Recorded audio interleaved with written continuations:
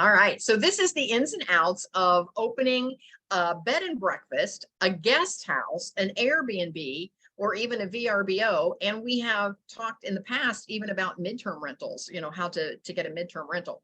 So for those of you that are on the call, we have David and Derwin and Malcolm, and I think it's, how do you say that? Medi and Melissa and Rhonda. And so we see where you're from. Malcolm says Western Maryland.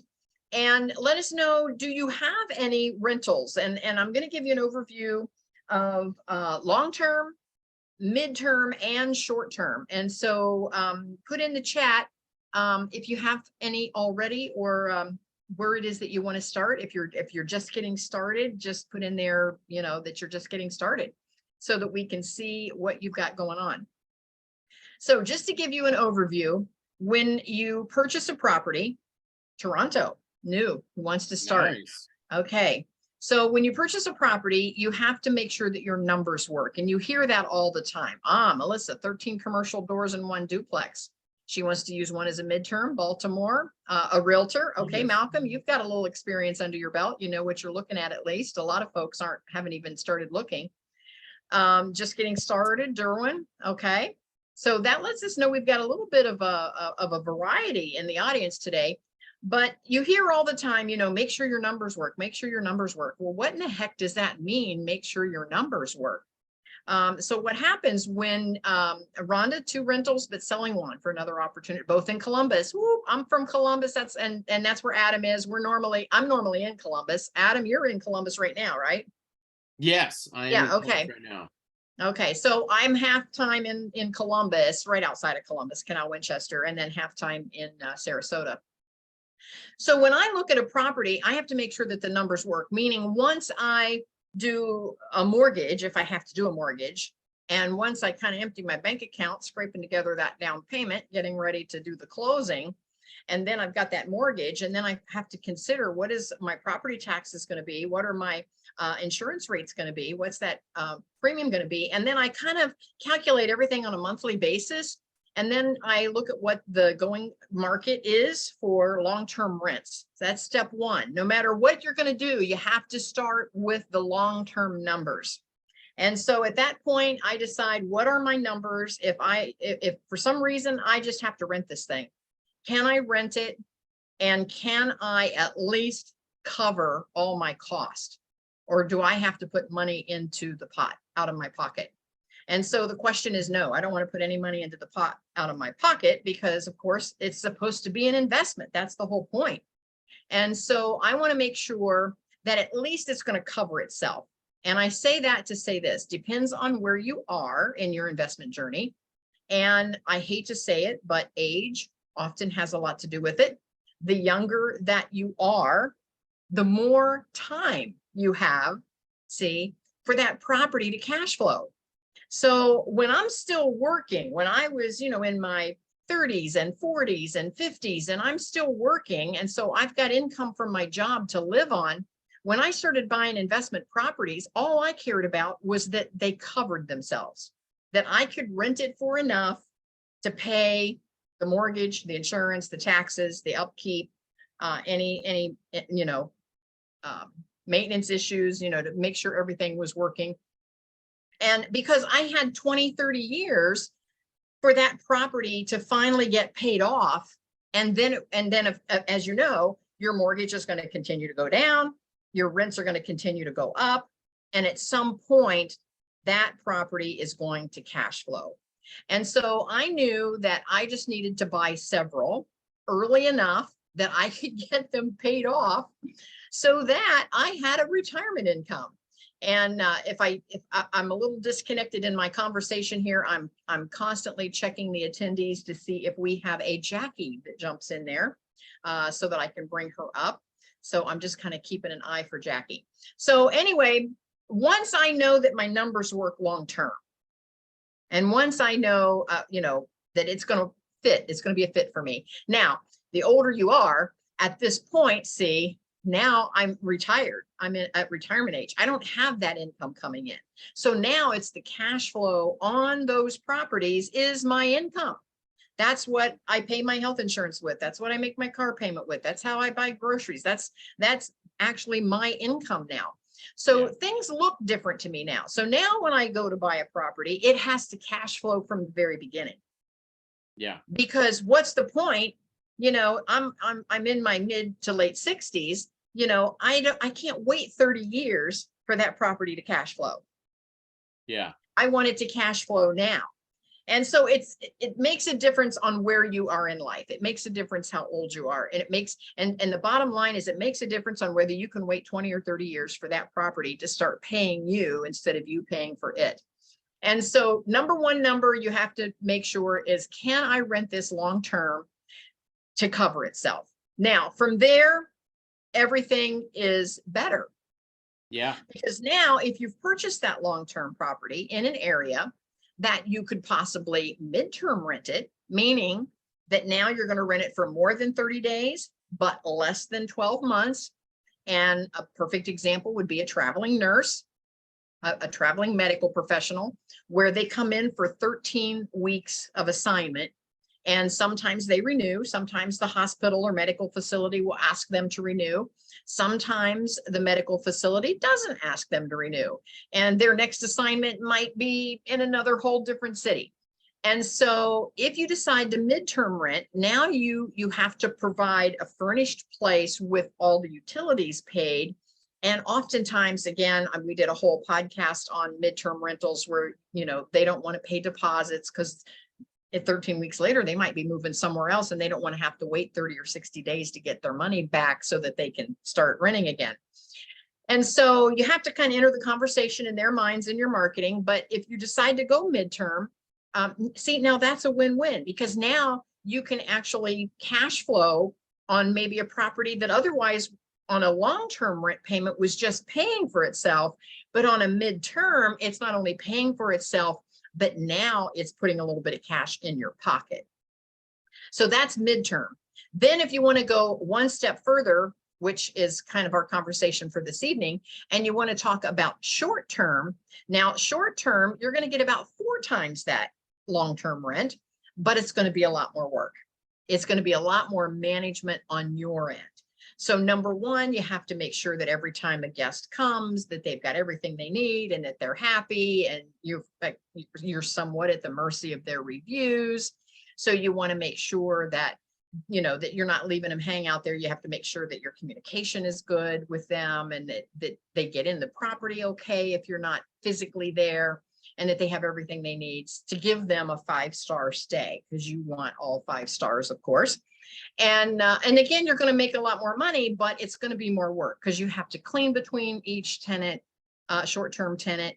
Oftentimes they're just coming for a weekend. And so you're flipping that unit often. Now, the good news with short-term versus midterm or long-term is that they're not there long enough to mess your place up too bad.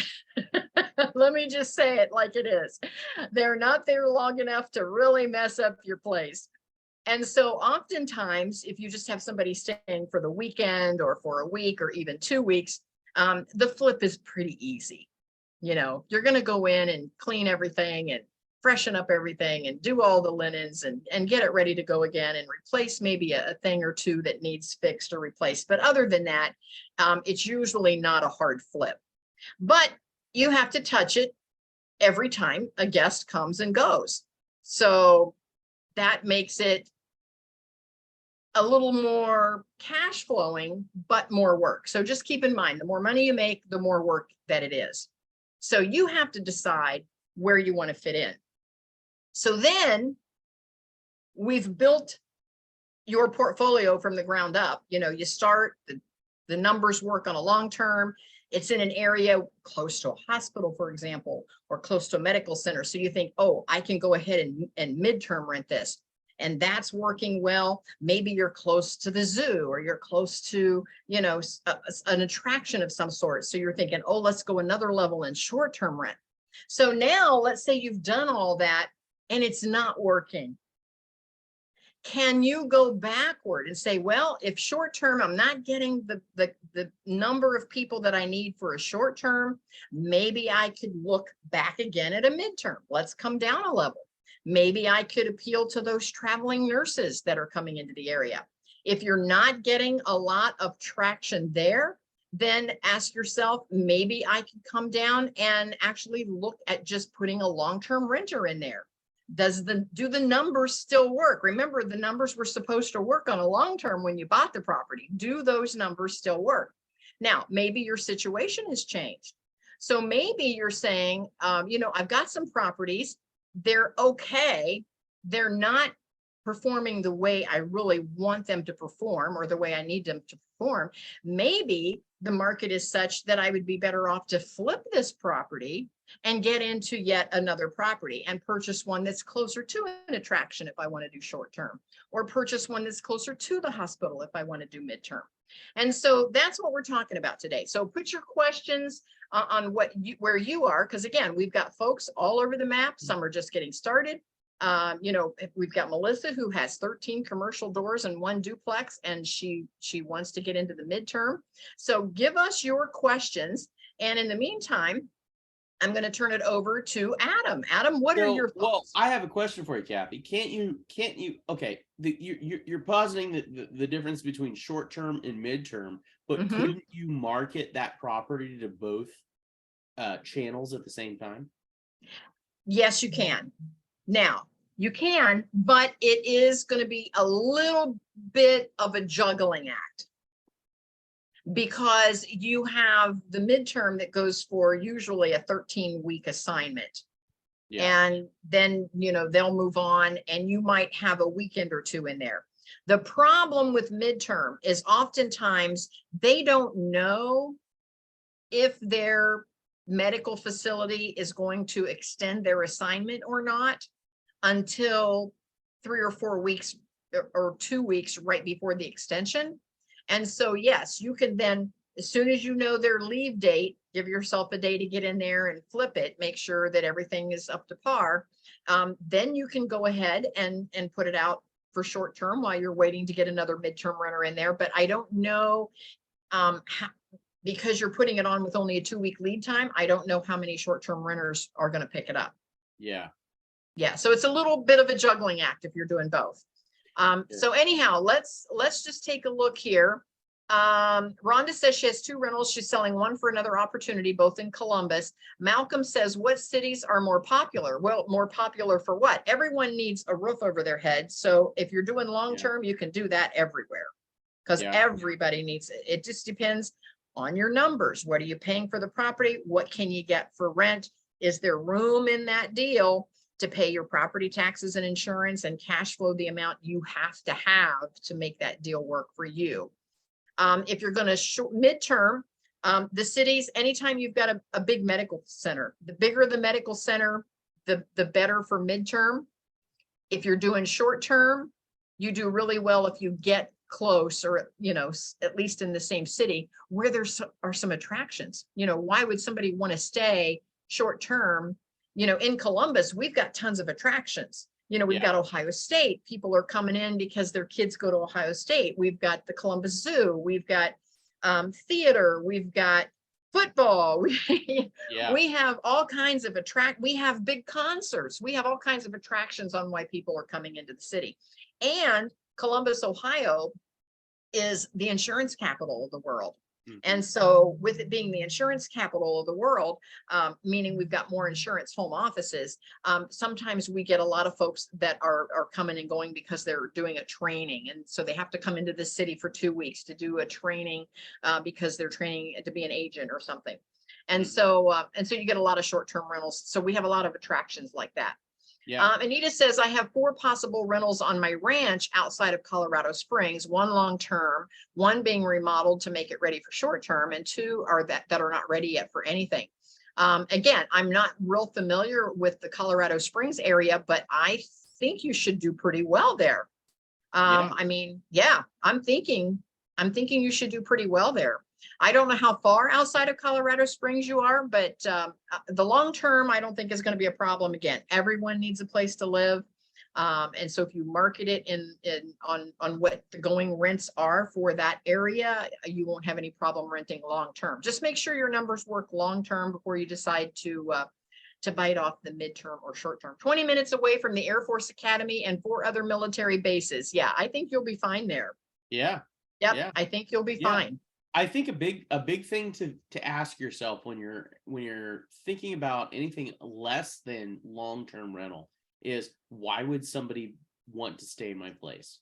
And there's 2 reasons. Either there's a destination reason, meaning you're on the side of a ski slope, or there's you got a waterfall outside your house, or in the mountains, or something. Like, people want to go to your place because they want to be there.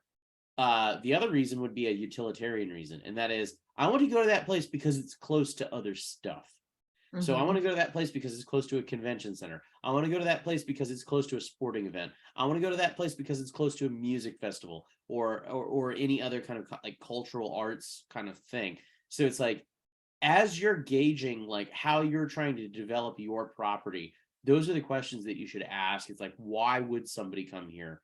And utility, a really good demarcation is utility versus destination, and that will give you a lot of information about what your next move is with your property. And that makes a difference on how you're going to actually fill up on your end, as far as being the host. What amenities are you going to put in there? If they're traveling through and you're a great place because you're right in the middle between 2 great destinations and everybody wants to stop off, for example, Columbus, Ohio. Not only do folks come to Columbus, Ohio, because they're coming to attend something, they want to attend a football game or a music festival, or they're taking the kids to the zoo or whatever. So not only are they coming there because of something they want to do there, but we're also a great stopping off place if folks are driving from Michigan to Florida, and we're kind of in the middle. So they go, well, let's stay somewhere around Columbus, because they know there's going to be some great restaurants and some things that maybe if they've got kids and they want to make a break in their trip and spend a night and go do something for a day, they know that there's some things they can do. They're not just pulling off at a hotel, along the freeway. And the kids are like, I'm bored. Sure. So something that I would advise anybody that's looking to get into this to look into is what's going on in your market. Something that's going on in the Columbus, Ohio market that's pretty prevalent, and I'll get into how it affects me later. But we've had a lot of non-licensed people in this space. So in Columbus, Ohio, in order to run a short-term rental, you have to be licensed by the municipality, by the city of Columbus, in order to run that. So a lot of people don't do that. A lot of people don't go through those motions and go through the application process and pay the fees. And so what is happening for us is it's saturating the market. It's been pretty brutal. In Columbus proper, it's been extremely brutal in the short-term rental market. And you see a lot of people exiting, including myself. Like, I am exiting. I have a what I would call a utilitarian short-term rental in central Columbus that is 10 minutes from everything. It's great, but at the end of the day, you've got about 1,000 competitors, and that is the challenge. So you really want to tap into your market and see, okay, what's going on? Is there licensing? And if there is licensing, what does the local investment community say about that licensing and how it's affecting their business? Because if the licensing is such that people aren't going through the process and they're just willy-nilly like listing a room in their apartment or something on Airbnb or VRBO or what have you, it's going to definitely affect your market share and your ability to generate cash. And also, I think you have to decide, it's like any business. Anytime you start a new business, it takes 3 to 5 years. If you wanted to start a pizza shop on the corner, it's going to take you 3 to 5 years to really move into your market share. And if you're going to start an online business, let's say you're going to start a coaching business for some reason, it's going to take you 3 to 5 years to move into your market share. Those are just the statistics. That's what it is. So don't think that you're going to open up, 2 or 3 Airbnbs or short-term rentals, and all of a sudden you're able to quit your day job. Yeah. Like tomorrow. Totally. Because the industry breathes you know, and a perfect example, and I'm a firm believer not to put all your eggs in the same basket. And a perfect example was when COVID came through. Sure. Folks come and stay at my B&B because they're attending an event. Well, guess what? All the events got canceled. Yeah. So guess what happened? I mean, I could just watch my front office software, and every couple of minutes it was ding, ding, ding, ding, these reservations canceling and disappearing because their events got canceled. And so you want to be careful not to put all of your eggs in the same basket. So just know that as well. Okay, Rhonda said, I want to do a vacation destination rental in the Mexico area. The condo prices are high, like 200,000 for a 2-bed, 2-bath. I currently live outside Memphis and retired. It seems overwhelming to think about furniture because the developer's cost for that is too high. I've researched HOA and management cost in general. Any advice? First of all, Rhonda, my first question is are you already doing short-term rentals?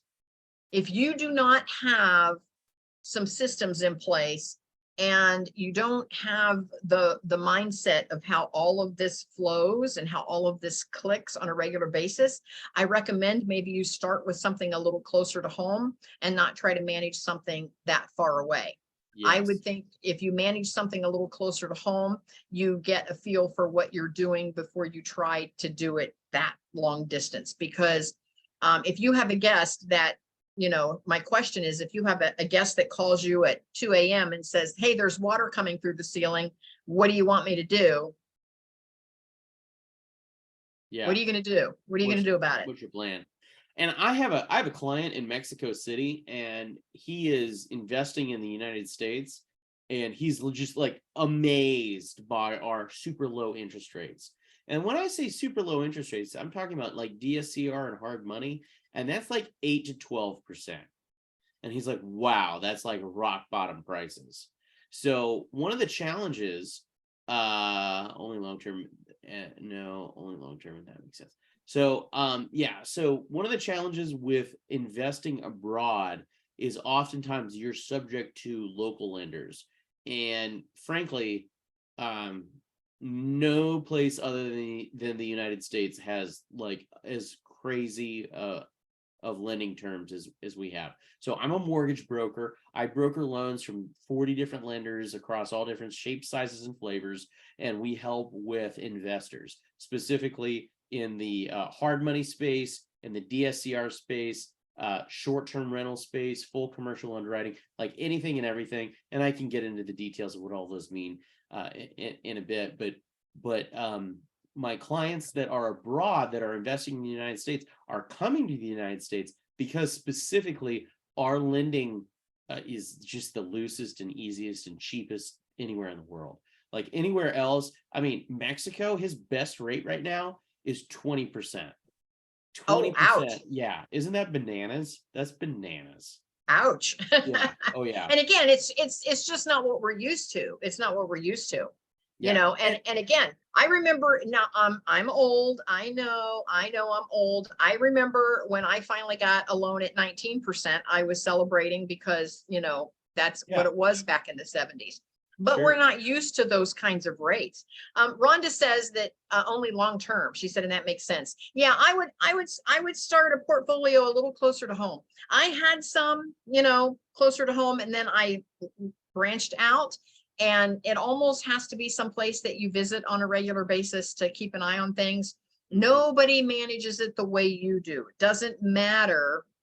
It doesn't matter how much you spend for a management company. Nobody manages your properties the way you do. So you have to create a lifestyle where you can keep a lid on that, where you can keep your thumb on it and make sure it's all working correctly. Yeah. Or else you know, get on some of the, I don't want to scare anybody. Get on some of the Airbnb Facebook groups and see the kind of things that some of those hosts are complaining about. Those things are awfully hard to handle if you're thousands of miles away. Yeah. Because it's just weird stuff sometimes that pops up. Yeah. And when we're close, we can handle it. So. Yeah. Yeah. I mean, at the end of the day, you have to have a solid crew. And part of assembling a solid crew is networking. This is something that I talk about all the time. And that is in your local area or in the area that you're looking to invest, go to the local RIAs, the real estate investment associations, because they're going to have everybody that you need. They're going to have realtors, they're going to have lenders. Really, you don't need any other than me, but like, you know, just in case they're going to have coaches. You don't need anybody. Yeah, they don't have coaches. Yeah, exactly. Yeah, in case we get hit by a milk truck tomorrow, then that's where you would go to find others of us. But like, you know, so but even finding other investors, other people that you can bounce ideas off of, because real estate at the end of its game is a team sport, and unless you have a super solid team, it's going to be really challenging to execute on what your plan is. Yep, I agree with that. And again, I'm a passive income coach. One of my main lanes, of course, is real estate. I do have a team. And what we even offer for the folks that join my mastermind group, which is a paid membership group, is that we become your advisory board. And so, you know, you can bounce ideas off of us anytime. And if you're out traveling, we actually handle helping you manage your property while you're gone, while you're on the road. So we just pitch in and help each other like that. So it's great to have a great team. So just keep that in mind. So let's talk about, let's say that you've purchased the property, and again, we've all talked about, you know, for those of you that are kind of getting into real estate for the first time, if you've not heard of the BRRRR method, it's where you can buy it, you can rehab it, you go through all of that process, you end up refinancing it, pulling the money back out, and then you repeat and you do it again. So you buy, rehab, rent, and then refinance, and then repeat. And you just continue to do that. And so that way, the properties, they're paying for themselves. They may not be cash flowing. Again, depends on where you are, you know, in your life, in your age category, whether you have to have everything cash flowing or not. And right now, even though I'm at retirement age, I have a combination. I'm still investing. If a great deal comes along and I see that it's going to be a great deal down the road, I'll still grab it, even if it's just paying for itself for the first couple of years until I get everything rehabbed and get through that refinance and get to the repeat stage. And so sometimes, you know, if I can see the light at the end of the tunnel inside of 5 years, it's still something that I'm going to do. Yeah. So anyway, when it comes to real estate, all the deals, when you talk about real estate, it's good, better, and best. I don't think that there's any bad deals in real estate, because given enough time, a bad deal turns into a good deal. You might have overpaid for a property, but you keep it long enough and it's going to cash flow. That's true. Okay. Time heals all deals. Yes. So, but there's a time and a place, you know, to maybe sell something. I saw, you know, I have to go back through my chat, but I see where, yeah, Rhonda, she's got 2 rentals, but she's selling one for another opportunity. And so that's not a bad plan. You can certainly do that. Rhonda says, where are you finding the best real estate deals? Region, state, city? You know what? That's a hard one to answer, Rhonda, because it depends on what you're looking for. You know, it depends on your personality, who you are, and what it is that you want to add to your portfolio.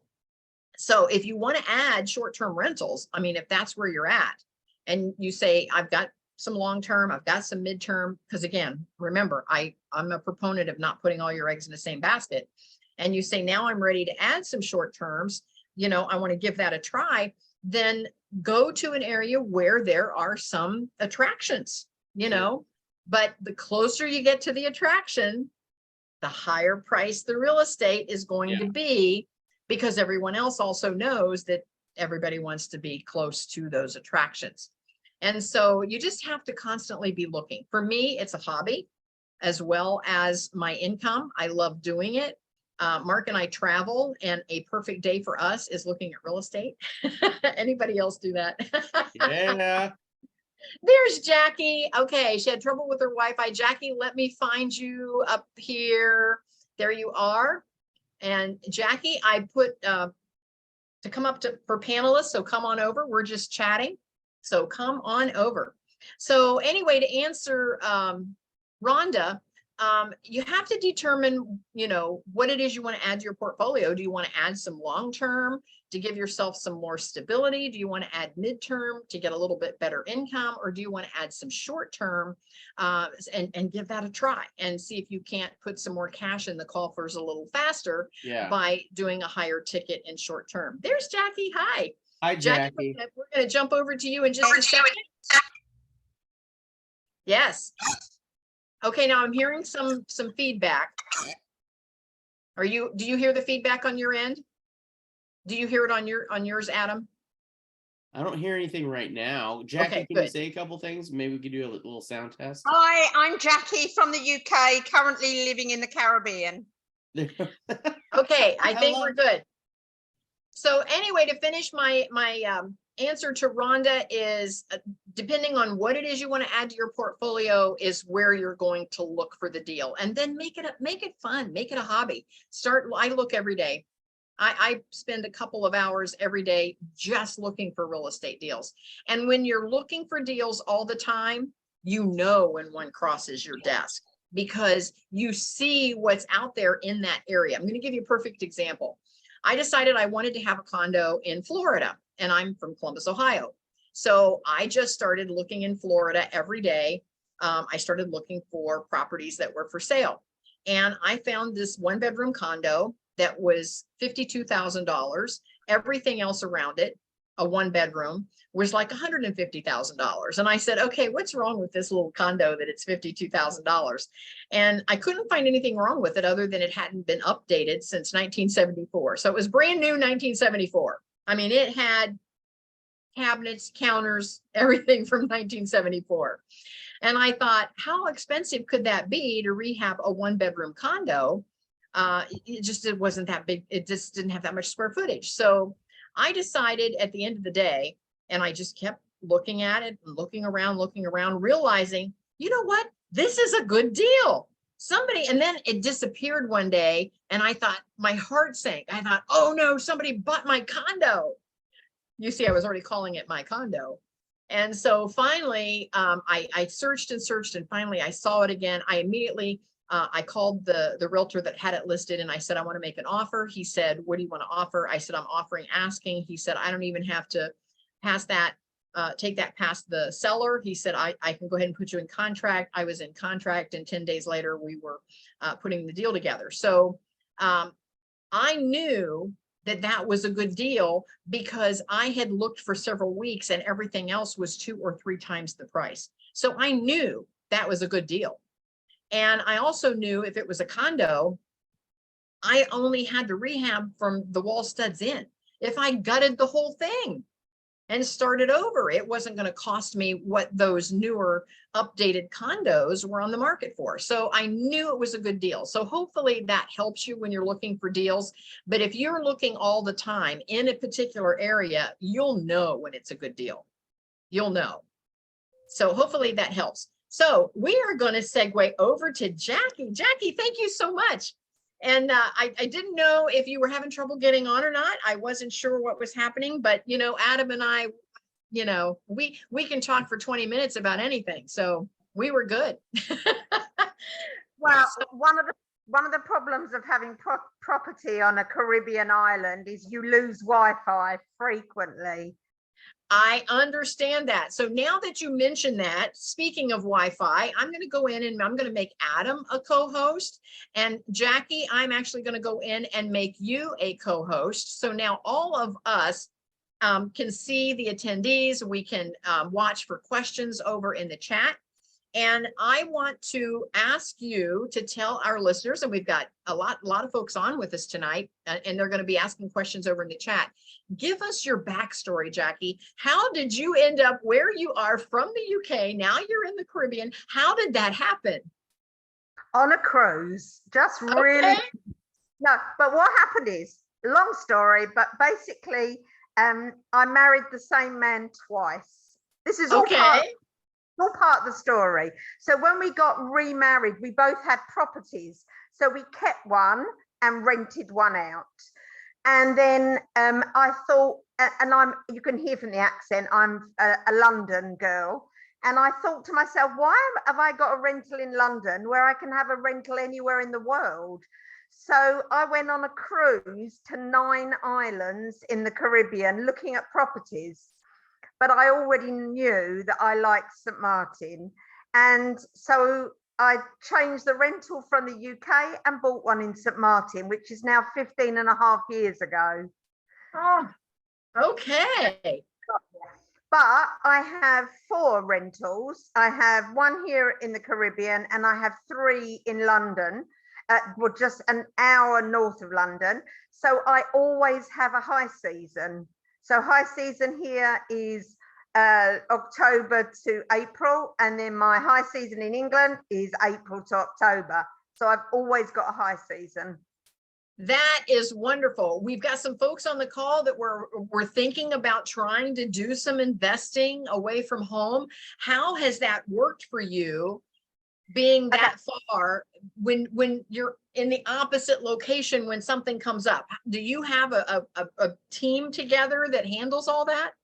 Nope, I do everything. Literally, I have lock boxes with codes to get in all my properties, but you have to be careful. So looking in the Caribbean, I wouldn't be by a beach.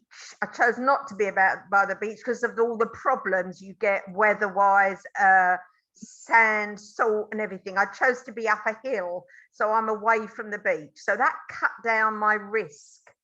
Okay.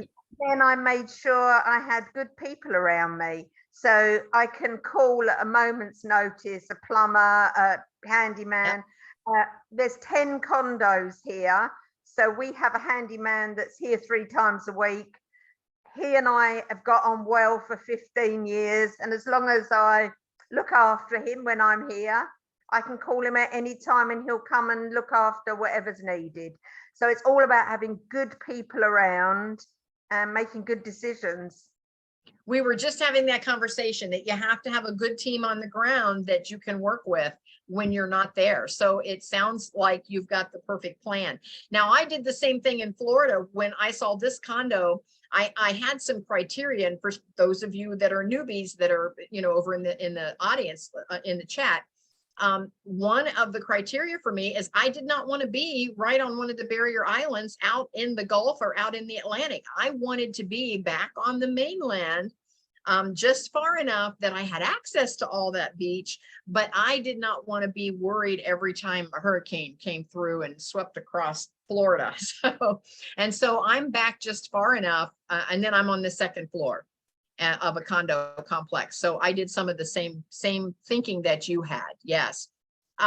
We have Christy. She said, when you're looking to buy a home for investment, obviously you want to get it at the lowest possible, but is there a rule of thumb for an amount or a percentage that you don't want to pay more than purchasing property that needs repairs? It's all about doing your homework. Yes. Which is what you were saying before. Homework and talking to people, networking, finding what else is available, how much things have gone for. It's all about asking questions and doing your homework. Now, to answer the question in more specific numbers, and I'm going to give you my formula, and I'm going to have a lot of investors that don't agree with me, Christy. But my formula is I never want to pay more than 50% of the actual value once it's totally rehabbed. I never want to. So if it's worth $100,000 on the market, I don't want to pay over 50. That gives me room in the deal to do my repairs and upgrades. See, but again, that's not every investor's formula. That's my formula, and that's worked very well for me. Can I ask a question? How many people are you all from the US? Yes, but we have folks that want to invest in Mexico and some other areas. I think is there anybody that's not from the US? You can put that in the chat for us. So is it a little different where you are, Jacky? What's your formula? About asking questions. I mean, obviously I've got property in the UK as well. So it's all about my percentage that I get back yearly. Okay. It's all about the percentage. And if I can get between 8 and 15% year, then that's what I need. So mine's all Okay. about. Jacky, real quick question about it. Property in the UK. I have a buddy that just bought a house in the UK in Essex, and That's he where I tells live. me That's where I live. Essex. Yeah. His name's Pat. Do you know a Pat? Because that would be crazy. About He 20 teaches over at the years. university, but he's telling me, he's like, they have 5-year mortgages, and every 5 years they have to renegotiate their term. Is that about right? No. Yeah, yes and no. It's not a 5-year mortgage. No, don't think Okay. it is. It will be a 25-year mortgage, and it's a fixed rate for 5 years. Okay. Got it. Okay. it's Okay. variable And rate then it for- just adjusts at market rates after that. You have to negotiate again, but the Sure. mortgage isn't 5 years. The mortgage will be a normal term. Okay, so it sounds like it's a little bit like our variable rate mortgages that we have here, Adam. Does it sound, is that what it sounds like to you? Yeah. Yeah. And so sometimes you can get into a property, you know, on a variable rate because it's a lower rate to get in, even though you know it's probably going to go up in 5 years. It's still not a bad deal. Again, when it comes to real estate, it's good, better, and best. I don't think there's any bad deals. I think there are good deals, there are better deals, and there are best deals, and you just have to do your homework and do your numbers. Jacky, when did you decide that you wanted to actually have short-term rentals? I mean, did you start with long-term and then go to short-term? I learned my trade first. So this property is, I've had it 15 and a half years. The first 7 years I did long-term rental. Okay. Where I learn, you know, I met people. I mean, the job I do, I'm very lucky. I meet a lot of people, but it gave me a chance to learn what I was doing and made the turn to short-term rentals much easier.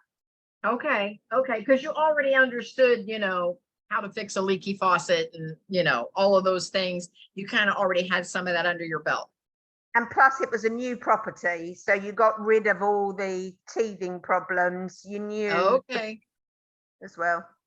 Yep, I love that. I love that. So how did you find your perfect properties? You have several. How do you go about searching to find your we've got some newbies that are just getting started and they say, how do we find the perfect property? How did you find your perfect property? Well, it's interesting because you work in the Caribbean, you work on a completely different system to we do in the UK. So in the UK, each agent, we call them you call them a real estate agent. Each one has a specific number of properties. But here on the island, every agent has every property, which is a completely different way of working. So that's the first thing I learned. So it didn't matter which agent I saw, because they all had all the properties. So we picked one we liked, and I need to tell you a story about him. He was in his early 20s, and he picked us up in a really old car that was just about going. After learning about him and spending some time with him, we found out he had 2 cars. He picks Americans up in the Porsche Cayenne, and he picks British up in the old clapped out motor. Because the British say, he's not doing very well, I'll give him my business. And Americans, because he picks them up in the Porsche, say he's doing so well, that's the guy I want to use. So And Jacky, buying abroad, you've got to learn your trade. I love it. That's Jacky, that's a great story. And you know what? I can see that being so true. That's a great story. I love it. Malcolm says, with condos, do you have monthly maintenance fees and the HOA fees and a mortgage with that? Yes, you're going to have HOA fees. And some complexes call them the maintenance fee. Some call them the HOA fee. And if you have to borrow the funds to buy it, you're going to have a mortgage. So yes, you could have those with condos. Yeah, you've got to include those in your numbers when you're working your numbers. So yeah, go ahead, Adam. Just from a mortgage perspective, there's a loan that we use pretty commonly. It's called a DSCR loan. That's a debt service coverage ratio loan. And that's where we take the income and the expenses of the property to qualify the mortgage rather than your personal income. It's a great option for investors, especially when investors are, you know, if they're flipping a lot of houses, if they have weird income, if they write off a lot of stuff, that's the go-to. You can close in an LLC. Oftentimes it does not report to credit. So it's an excellent option. But part of that calculation is the income over the PITIA. PITI is principal, interest, taxes, and insurance. PITIA is principal, taxes, insurance, and association fees. And that would be those homeowners association fees that you would have with condos or with homes in a kind of secured neighborhood where they have an HOA fee. Yeah. Adam, give us the acronym for that loan again. Yeah, that's a DSCR loan. That's debt service coverage ratio. Yes, make a note of that. In the UK, we call it a buy-to-let. It's called a buy-to-let mortgage. Buy-select? Yeah, you're buying it to rent it out. Okay, cool. Yeah. Nice. Yep, buy-to-let. Yes, I get that. Okay. Oh, buy-to-let. Okay. I thought she was saying buy-select. And I'm like, cool, I'll go with whatever she says. But no, buy-to-let makes more sense. Yeah. Jackie, did you have to dig into zoning when you're out of the country? First of all, is there zoning issues in the UK? Are there zoning issues in the Caribbean? Is there anything that says you can't do a short-term rental or it can only be long-term?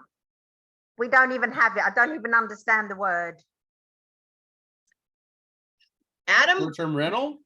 No, zoning. Adam, we're going to the Caribbean. Zoning. No, in the UK either. Nothing in the UK either. I've never heard of it. Really? You can just do whatever you want with any property that you've got? Oh, Okay. Adam, we're going. Cool. Right here, here, there's no rules. We're tax-free and duty-free as well.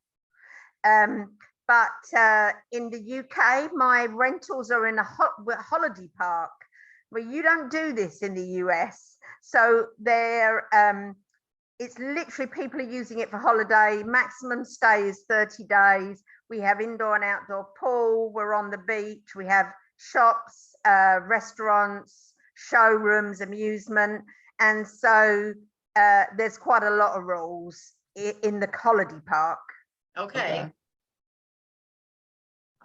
I love it. I love it. But hey, we're going to the Caribbean, Adam. Yeah, it sounds like a plan. Now, once you put together that you're going to have these short-term rentals, you've chosen the properties, you had a long-term, now you're going to go short-term. How do you advertise to get folks to pick you? You won't like my answer. I won't use Airbnb. Well, Really? I know, I get that. A lot of folks don't. I am on Airbnb, but I might get one guest every 3 months from Airbnb. That's not my big one. People, when they're coming to the Caribbean, will book a long way ahead. I'm not giving Airbnb my money for a year. Right. Because I'm not going to get paid till 3 days after they've been on their trip. And they will keep the money in full until the trip. They're not having my money for a year. End of. No, I get that. So how did the guests find you? Mine is all on Facebook. I don't have any fees. You have to remember my job. I'm an author, so I write crime novels. So I do radio. I've got I make documentaries on Amazon Prime. So I have people are watching out what I'm doing. So people come and stay here because they know I own it, which makes me laugh. It just makes me That's awesome. I love it. Okay, Jackie, I am the facilitator of the Ohio Writers Guild. I'm going to have to make a note to get you over on my other podcast. It's perfect. I'm an author too. I make sure that I join in all my properties. I make sure I join all the local pages, and Here in St Maarten, there's about 5 different Facebook pages. There's 30,000 people on one of the pages. Mm-hmm. You know, I can't Yeah. get a better audience than that. And you know, good photos. You must have professional photos done of your property. I think that is vital. Look after your guests. Mine now are all repeats.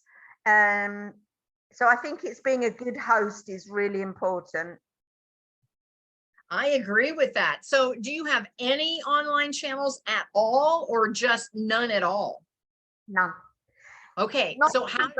Not even a website for the property anymore. Wow. Not even So a it's just website. like people finding you on Facebook and saying, hey, I heard you have a house. Can I stay there? Yes. That's bananas. Isn't it? That's Unbelievable. wild.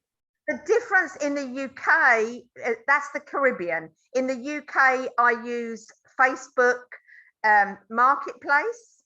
I get 70% of my bookings through Facebook Marketplace, and the other 30, I've just done it today. I pay $10 and I get a week's advertising on a Facebook page that has about 40,000 people on it, and I get all day long inquiries.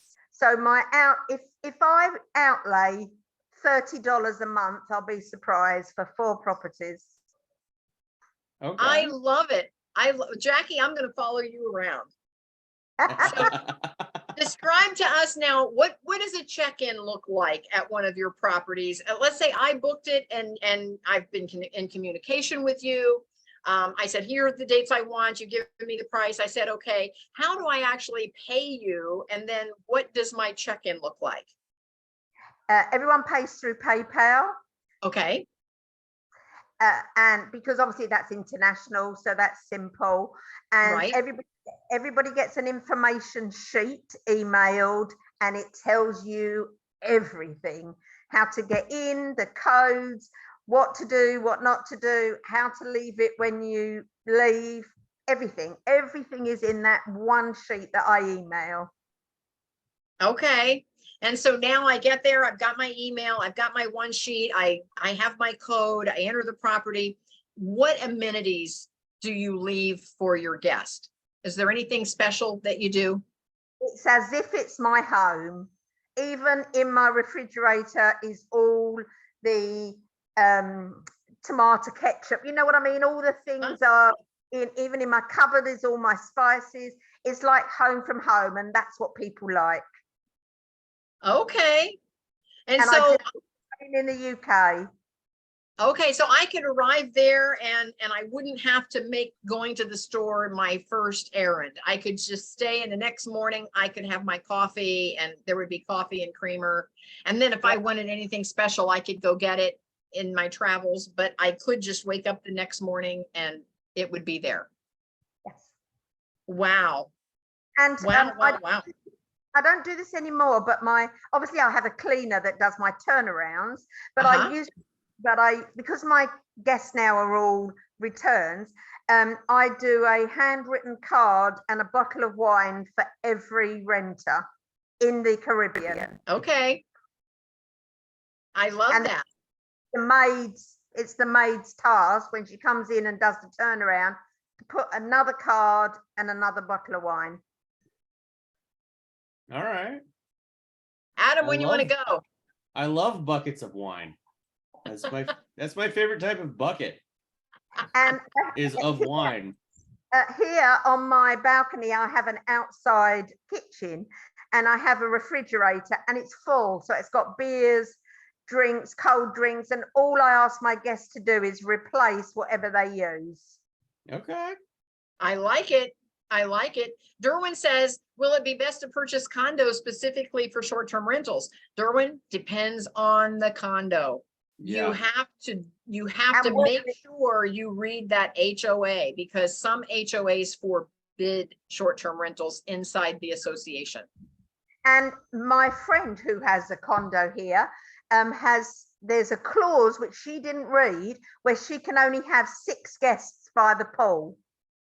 Oh. Yeah. And if you don't read it, you know, You need Yeah, to so know. just, what's going on. yeah, so if you're looking at a condo, get a copy of the HOA rules and regulations and just make sure that it doesn't bump you out of going to the pool, or Yeah. that you can't do a short-term rental. You know, I did buy a condo and I knew buying it that I could not do a short-term rental, because one of their rules is you have to rent it for at least 30 days or more. And their intent was to make it for long-term. But what it actually says is 30 days or more. So I actually use that as my midterm. And I get twice the rent. Yeah. Not, you know, you could get more if it's short term, but I couldn't do a short term there. So anyway, just make sure that you read that. Now, Jackie, where do you get, I know you have to update linens and other supplies on a regular basis. Do you have a go-to place? I mean, is it hard to do that in the Caribbean? You're talking about me going shopping? What an I love any excuse. No, we have everything here. It's a Dutch island and French, half Dutch, half French. So we have everything. There's nothing we can't get here. Okay. Okay. And so if you have to replace something when you're in the opposite location, does your cleaning crew or housekeeper do that for you, or how do you? I have friends. Okay. To be honest, it's never happened. I have spares of everything. So there's spares of bed linen, loads of towels. And so you're never going to run out. I'll just, next time I come out, because I tend to do 2 months, and I'll go, and I'm in a rental, and then I'll go back to another rental. So I'm in the rentals. So it's not a problem now. Okay. Do you have any one particular one that you call home? The Caribbean is now more home than the UK. Okay. I wondered about that. I love it. Look at her tan. You know, she's. I wondered about that. Now, I have to tell you something funny. I don't sit out in the sun. I don't like swimming in the sea. And I live in the Caribbean half the time. and it feels like home. Yeah, Yes. exactly. Funny. Yes, I love that. And Jackie, which island are you on again? What'd you say? St Maarten. I'm sorry, what was that? St Maarten. St Maarten. Maarten. Okay, gotcha. Okay. Oh yes, St Maarten. Love it. Okay. Christy says, do you recommend buying homes that are at foreclosure auctions where you can't see the inside before purchasing? I live in Ohio and a lot of folks do that, but it really scares me, just the thought. Jackie, you got to have some experience under your belt to do that. And it has to be where you have a crew that no matter how bad it is, and that the numbers work, that no matter what needs done to that house, that you're going to come out on top. Yeah. It can't be one of those things where your budget is this close and now you're going to buy something that you've not seen, or that you don't know if the plumbing is working. And one of the big things I've discovered, a couple of properties we've purchased like that, knowing, you know, that we could do a lot. And sometimes you have to dig up and replace the sewer line between the house and the street, and that gets very expensive. And everything's been turned off. It's in foreclosure. So you don't know if the plumbing is going to work. You don't know if when you flush the toilet, it's going to go in the right direction. So you have to have enough funds in your back pocket, assuming everything needs done. If you buy one of those houses, you have to be ready to dig up the yard and put in all the new underground stuff and redo all the plumbing, because maybe it's been frozen, and add a new furnace because maybe it hasn't worked and it's sitting there, but you can't tell, and add a new hot water tank. You have to add all those numbers together and make sure that the numbers still work for you. If you still had to do all of that, it would still work. So that's the only time that I would recommend purchasing a house that you couldn't check out or get an inspection on. So just my thoughts. Yeah, you just have to be ready to handle everything. And a couple of houses, we wanted them. We wanted the area that they were in. We loved how the house looked from the outside. You know what they say in real estate: location, location, location. And so we were like, you know what? The numbers work. If we have to touch every single thing in this house, it's still going to work for us. Yeah. And so we bought it. We bought, as a matter of fact, we're closing on one as soon as I get back in Ohio. We're closing on one in a couple of days after I get back. We bought it on the Ohio River, and it's just like that. We have no idea what works and doesn't. And we're buying it anyway. That's awesome. Now, are you guys ready for this? I'm paying $26,000 for this house, not $260,000. I'm paying $26,000 for a 2-bedroom house on the Ohio River. Do you have to put any work into it We have to put all the work into it. all the work? Any idea Yes. what your rehab budget is? Well, I've got Mark in my back pocket, so I don't yet, but It's not cheap. whatever it, so whatever it is, again, I did my numbers. It's got a new roof on it. It's got new plumbing coming to the house, but all the plumbing has to be redone inside the house, and all the walls have to be redone inside the house, all the floors, and then we have to add kitchen cabinets and counters and fixtures, and we have to add all the bathroom fixtures. And so I have added that all up, and the numbers still work. This house will still cash flow even after I pay $26,000 for it, even if I have to pay a contractor or a construction company to come in and do it. And again, I say this to Mark all the time. We're at the age now where I have to be able to handle it. If for some reason he can't do it, I have to be able to hire it done. The numbers still have to work for me. Yeah. And Is as it a long single as the family numbers, home or is it a manufactured home? nope, it's a 18, I've forgotten the date, 1894 historical house on the brick, 2-story brick on the Ohio River, that back in the day, a 21-year-old built it for his new bride when he was 21 years old and lived there all his life. And then the house turned into a rental over the years, and now it's been stripped out and sitting empty, and I'm getting it for $26,000. And so I'm so excited. once I rehab it, I'm going to turn it into a VRBO. Yeah. Awesome. So that's the plan. So, but anyway, the numbers have to work. So yeah, so to answer your question, Christy, I just did one where I know nothing works because there's nothing in there to work. So we have to add the ceiling, the walls, the appliances, the countertops, the bathroom fixture. We have to add everything. And so we'll make sure it works as we go. Now, the good news is the house sits close to an alley. And so if I do have to dig up to tap into the city sewer, I only have to dig a few feet. So again, cost wise, my numbers work. No matter what we have to do to that house, my numbers still work. And that's what I've said over and over in this call. Make sure your numbers work if you're buying one that needs that much work. Yeah. So Jacky, how did you find your perfect cleaning, folks? That always seems to be an issue with everyone that's getting into the short-term business. They're like, oh, I went through so many cleaning companies before I found one that just work with me. So how did you do that? That's always the hardest thing. And get reliable and honest is what you're looking for. They're the two most important things. And the girl I've had here for 7 years now, and I just days, and she goes in and does the changeovers. I get every renter to leave her the money so that they're paying in cash. They just pay me less and leave the cash for the maid. In the UK, I've gone through a lot of cleaners, and it's just trial and error, really, paying the right price and getting them to do a good job. I think you have to be specific. So they have to know exactly what you expect of them. So I think that's really important. I do inventory. In the UK, we have inventories so that they check every time there's a changeover. They're down to a time because I've got 3 in the same place and they've got to get them ready within 3 hours. So it's trial and error, really. Yes, I get that. And again, I've mentioned to the group, those that are in the chat, I mentioned to them early on, Jacky, before you came on the call, to tap into some of those, I'll call it Airbnb Facebook groups. They're short-term rental Facebook groups.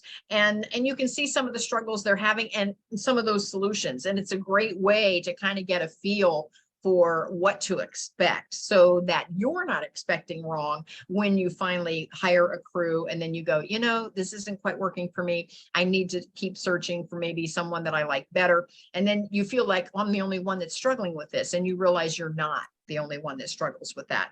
And so tap into some of those groups and just, you know, just if you don't want to chat in there, you can hang in the sidelines and you learn a lot just listening in some of those groups. Rhonda says, remind me again, what is VRBO? It's actually VRBO. It's Vacation Rental by Owner. And the thing that makes VRBO different from Airbnb or some of the other booking sites, and I do want to talk about this for just a minute because Jackie said she doesn't use Airbnb. First of all, you have a short-term rental if you're doing this business. It's a short-term rental. Airbnb, VRBO, Booking.com, Expedia, Travelocity, hotels, those are all just online booking sites. So when people say, I have an Airbnb, they don't have an Airbnb. They have a short-term rental and they're advertising on Airbnb. Okay, so I just want to make that clear to everybody that's listening. So you're not going to get into the Airbnb business unless that's the only site you want to advertise on. You can call it an Airbnb, but you're into the short-term rental business if you have short-term rentals. Then you get to decide what channels you do or do not want to advertise on. And Jackie chooses not to advertise on Airbnb. Now, I did put mine out on Airbnb. I might get one guest a quarter, maybe for a year off of that channel. And so then I went on Booking.com and I was doing really well on Booking.com. But then I realized that Expedia was buying up all of these little channels. Expedia was gobbling up the hotels.com and the Travelocities and on and on and on and on. So I said, you know what, I'm going to give Expedia a try. So to this date, I would say 98% of my guests come through Expedia.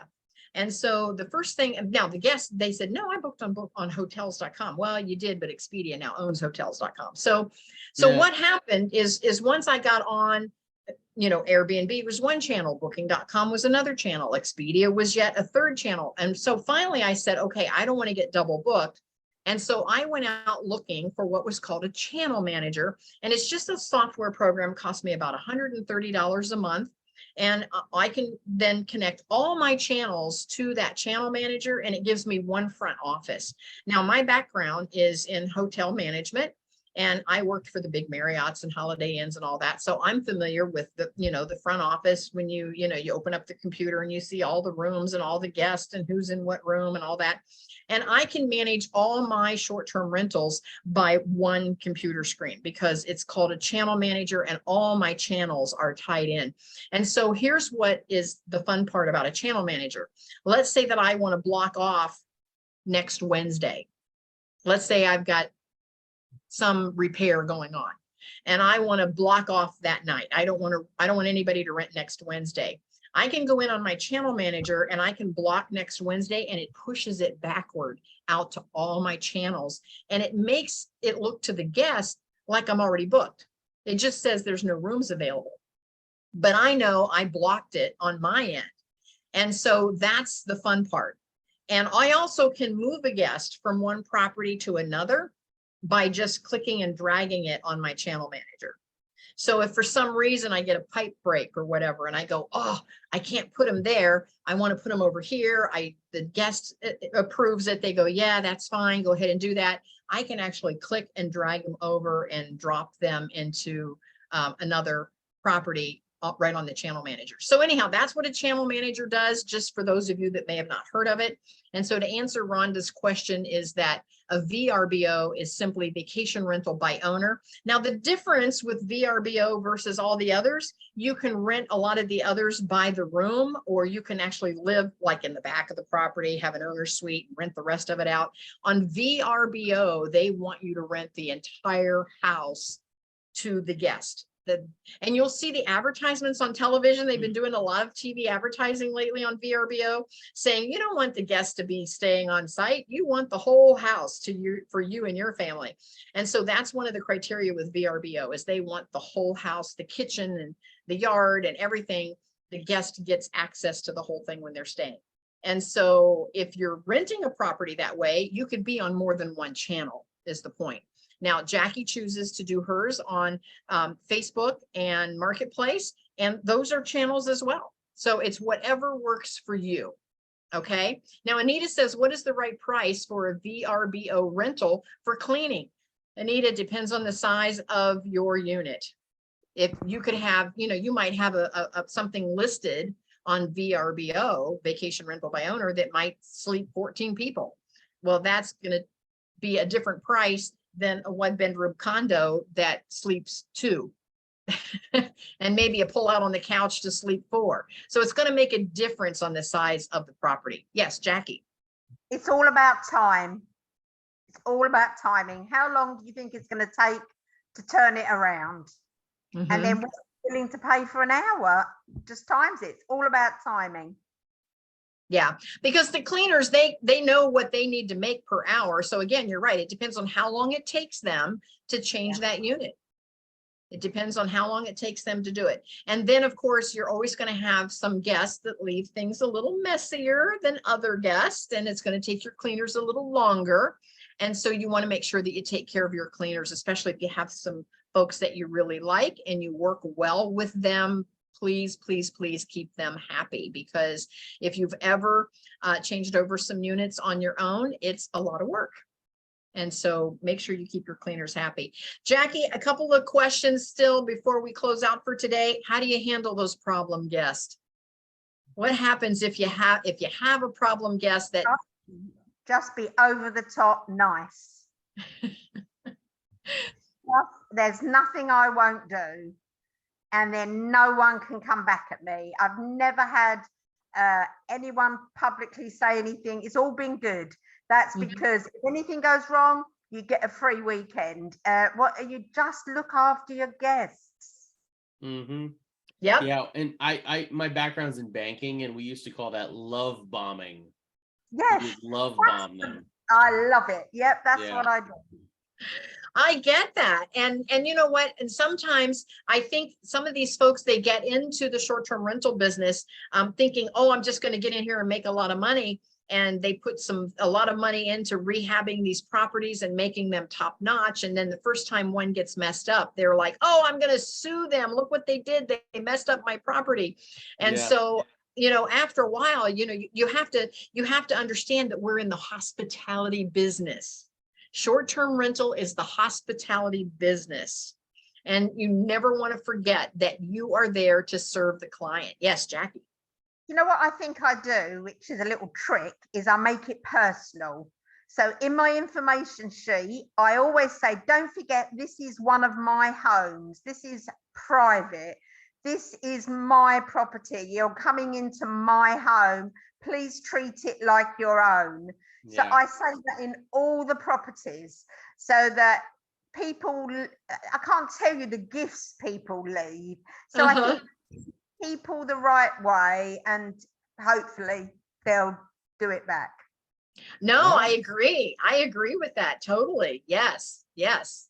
That's a great tool, is to just simply remind them, because I think travelers sometimes get immune to the fact that they're staying in these big corporate hotels and there's not a face behind it. It's just corporate money.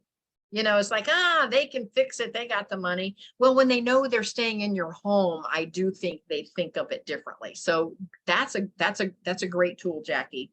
And so, Jacky, how can our listeners get in touch with you? Well, it's really simple. You just go to jackyrom.com.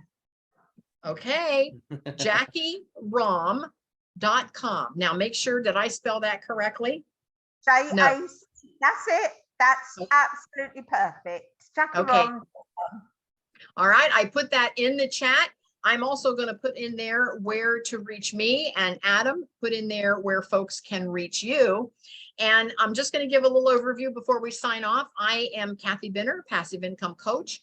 You can find me at kathybenner.com, and I do have an actual mastermind for folks that want to get down in the weeds a little more and opening their short-term rental. We're just getting ready to launch that mastermind. And so go to kathybenner.com, go to my contact page, and just send me a little note that says, I want into the B&B mastermind. the short-term rental mastermind. You can just, STR, short-term rental mastermind. And the first 10 get in for free. And I've had 2 people, so I still have 8 openings of folks that want to get into the mastermind. And Adam is my co-mod, my co-host. And Adam, tell everybody again what you do. Yeah, so I'm a mortgage broker. I broker all the different kind of lending needs that you have for investment real estate, whether it's short-term rental, long-term rental, or commercial. I can handle anything. Hard money, DSCR, commercial, like anything that you can think of. You can reach me at adam@lfglending.com. That's adam@lfglending.com, Lawrence Financial Group, or LFG, you know what the acronym is, but and then And you it's can in the reach me at chat. 614-595-3457, and I put that information in the chat as well. Yep, that's in the chat. And we all know how to get in touch with Jacky. And so for your next vacation, we're all going to the Caribbean. Jacky, if you've got any questions, just ask. I don't mind sharing. I love it. Jacky, what's your biggest property? How many do you hold? 6 in the UK. Each of mine holds 6. Okay. And in the 3. Caribbean? But this one is just a 1-bed condos. So Okay. I don't have more than 2 people in here. Okay. Okay, very good. So you heard, next time you want to take a trip, so get in touch with Jacky. I love it. Jacky, I'm going to stay in touch with you. Thank you so much for coming on. And Thank you. And what I'm going to do, Jacky, when we're all finished, is I will send you a link for all of this so that you have it. And we did have one last question. Oh, let's see. Oh, Malcolm said, is there a recording? Yes. Go to kathybinner.com and scroll down to the free ins and outs of opening a B&B. Click through. You'll see all of our replays there. And because we record all of them, so you can even go back and listen to some of our other interviews. So anyway, as we go on, I'm looking, we've got Jonathan Steyer with us next month on May 23rd. And Jonathan, Adam, you know who Jonathan is. Yeah, I'm he's sure. great.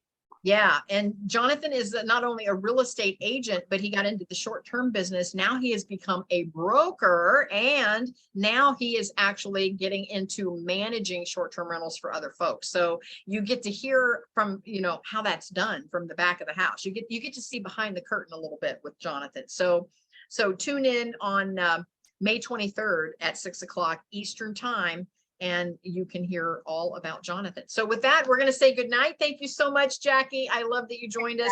Adam, thank you. Same as usual. We'll be in touch. And so we'll see everyone next time. Thanks. Bye. See ya.